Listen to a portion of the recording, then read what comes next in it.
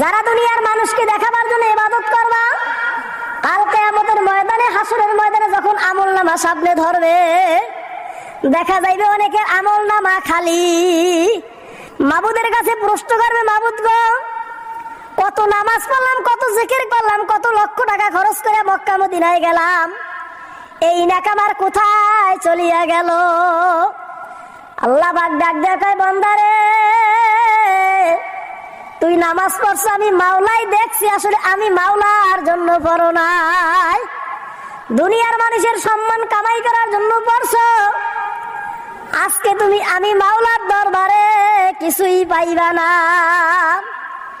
ও আল্লাহ পাকের বান্দারা, পর্দার অন্তরালের মা বোনেরা, আমার মাওলাই যখন আজকে এই তোমাকে আমাকে ময়দানে নিয়ে আসছে, আমার মাওলাই যদি না আনতো, তুমি আমি কেউ এই মজলিসে আসতে পারতাম না।